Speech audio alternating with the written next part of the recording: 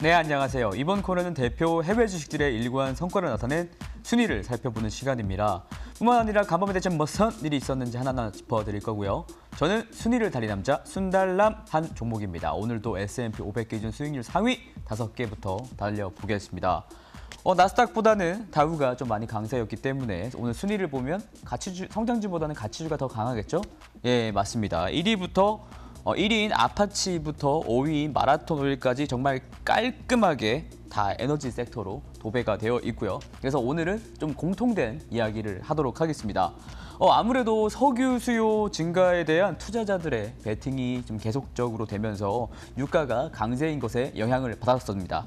WTI의 경우에는 $70 고지를 넘은 이후에도 곧바로 전일 또 크게 상승을 하면서 랠리를 좀 진행 중에 있고요.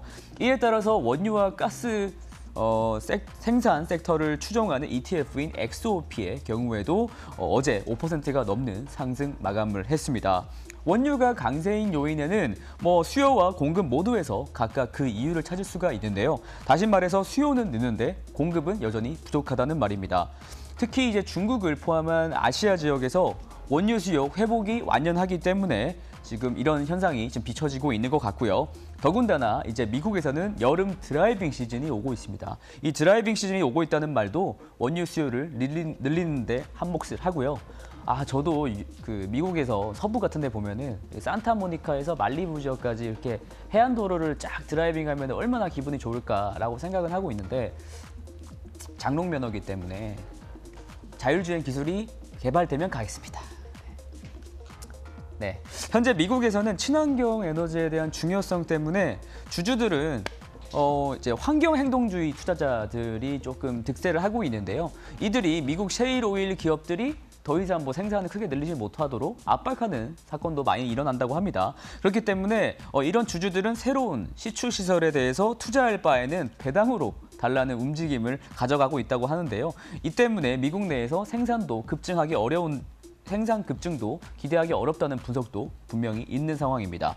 이에 따라서 뱅크 오브 아메리카에서는 내년쯤에는 원유 가격이 배럴당 $100에 육박할 것이다 라고 발표하기도 했었고요. 참고로 $100라는 수치는 2014년 이후로 처음이라고 합니다. 모건 스탠리 또한 에너지 섹터가 여전히 저평가를 받고 있는 상태이고 이에 따라서 원유 관련 기업들이 40% 이상 상승 여력이 있다고 발표를 했었습니다. 그리고 6월 20일에는 공급적인 문제도 조금 이슈가 있었었는데요. 미국과 이란과의 협상이 사실 원유 공급과 관련해서 굉장히 좀 중요한 이슈였었는데 두 나라 간 협상이 잘 되어야 이란의 원유 공급이 조금 재개가 되어서 원유 가격이 좀 떨어질 기미가 있었던 것으로 기대가 됐었습니다. 하지만 6월 20일 날 이란에서 에브라임 라이시라는 사람이 이란 대통령으로 대선에 승리를 했다고 해요. 근데 이 사람이 미국과는 이제 협상만을 위한 협상을 하지는 않겠다. 조 바이든과는 어떠한 회담도 하지 않겠다라고 발언을 하면서 이란의 원유 공급 복귀 전망은 더욱더 어둡게 됐습니다. 한편 S&P 500 지수 내에서 에너지 섹터가 차지하는 비중을 나타낸 그래프인데요. 하늘색이 순이익 비중이고 이제 짙은 파란색이 이제 시가총액입니다. 근데 보시는 바와 같이 2000년 이후로서는 계속 그 시가총액이 순이익보다 많이 낮죠. 그러니까 저평가를 받고 있었다는 말인데 앞으로도 이번에도 어떻게 저평가를 계속 받아갈지 아니면은 조금 역전을 할지 참으로 궁금해지는 시점이네요. 네, 다음은 대표적인 하락 종목 5가지입니다.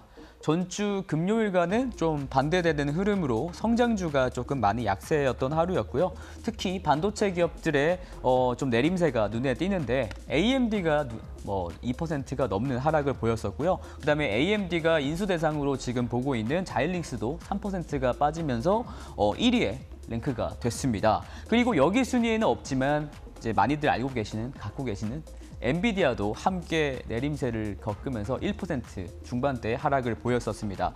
사실 엔비디아와 이제 AMD의 주가의 강세를 이끌어왔던 논리가 그래픽카드, 그러니까 GPU가 계속 공급 부족인 상태로 갈 거니까 만들면 곧장 팔린다는 예상 때문이었었는데요. 근데 최근 유럽 내에서 GPU 부족 현상이 상당 부분 조금 완화되어서 한 달 전 가격보다 가격이 약 30% 정도 하락을 했다고 합니다. 하지만 이게 그래픽카드 공급 부족이 완전히 해결된 건 아니에요. 그러니까 원래 가격이 한 80만 원 정도 그래픽카드가 한 달 전에는 250만 원이었다가 180만 원 정도 떨어진 거예요. 아직도 권장 소비자 가격보다 높기 때문에 공급 부족은 뭐 여전한데 풀렸다는 게 중요한 거고요. 그래서 아무래도 이제 엔비디아의 GPU를 더 이상 이제 암호화폐 채굴용으로 사실상 쓸 수가 없기 때문에 엔비디아의 GPU를 사재기에 했던 채굴업자들이 구매를 포기했기 때문으로 해석이 됩니다. 더군다나 안 그래도 거래량이 줄면서 인기가 줄던 비트코인이 전일 가격이 또 급락해버린 것도 채굴업자들의 사기를 또 한 번 꺾은 것 같고요. 이 때문에 그래픽카드 수요가 더욱 줄 것이라고 예측되어서 AMD와 엔비디아의 주가가 동반 하락한 것 같습니다.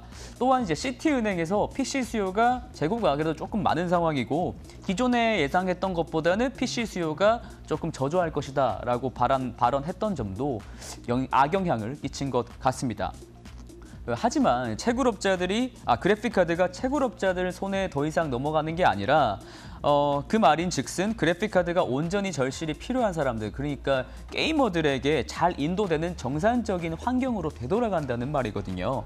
보통 게이머들이 그래픽카드를 업그레이드하는 수요는 새로운 콘솔 기기가 출시되는 시점에 맞춰서 이루어지는데요.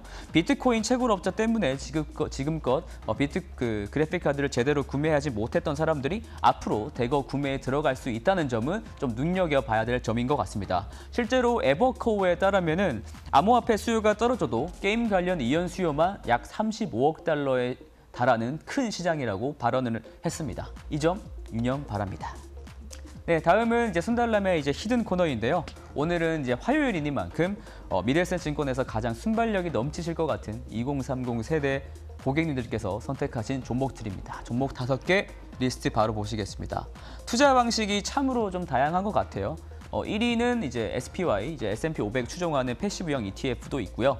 그다음에 어떻게 알고들 사셨나 싶은 이제 3위에 랭크된 그랜티에라 에너지라는 기업도 있습니다. 이 기업은